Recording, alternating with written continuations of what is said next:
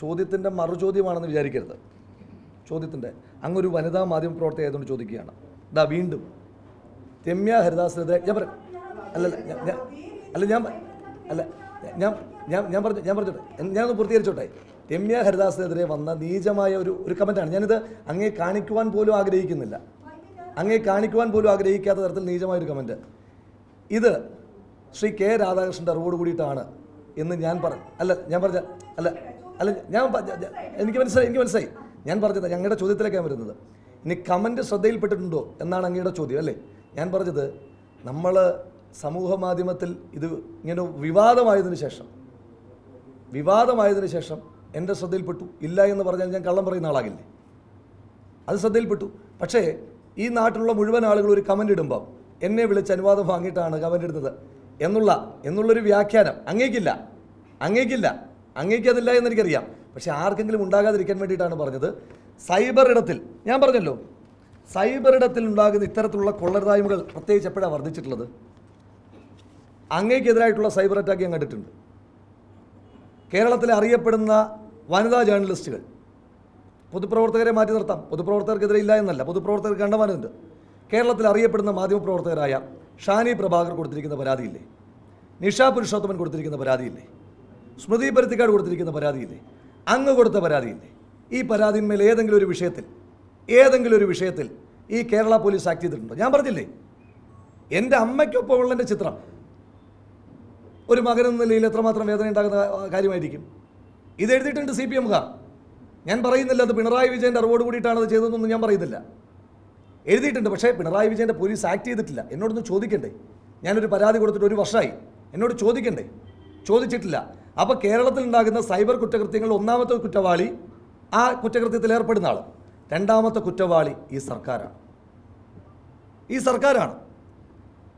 മാതൃകാപരമായ നടപടിയെടുക്കാൻ മടിക്കുന്ന സർക്കാർ. ഇപ്പം ഞാൻ ചോദിച്ചോട്ടെ, ഉത്തരവാദിത്തപ്പെട്ട നേതാക്കന്മാർ നടത്തിയിട്ടുള്ള പരാമർശങ്ങളിലേക്ക് പോയാലോ? ശ്രീ VS അച്യുതാനന്ദൻ, അദ്ദേഹം രോഗാതുരമായ അവസ്ഥയിലിരിക്കുകയാണ്. ഞാൻ അദ്ദേഹത്തെ വഷളാക്കാൻ ആഗ്രഹിക്കുന്നില്ല. അദ്ദേഹം ലതിക സുഭാഷിനെതിരായിട്ട് നടത്തിയ പരാമർശം, പരാതികളൊന്നും കൊടുത്തില്ലേ? തിരുത്തിയിട്ടുണ്ടോ?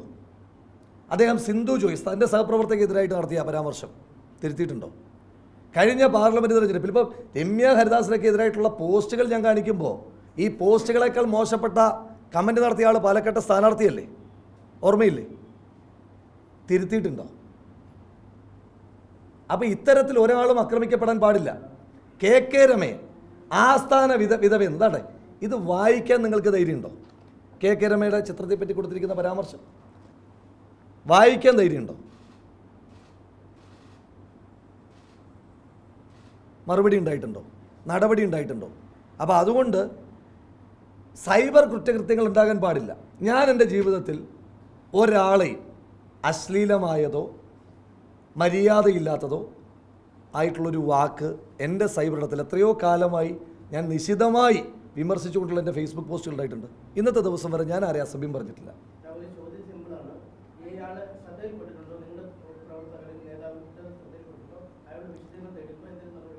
അല്ല, തീർച്ചയായിട്ടും ഇങ്ങനെ ചെയ്തിട്ടുണ്ട് എങ്കിൽ അതൊരു കാരണവശാലും നീതീകരിക്കപ്പെടുന്നതല്ല. ഞാൻ അതിനകത്ത് കിടന്ന് ഉരുണ്ടില്ലല്ലോ.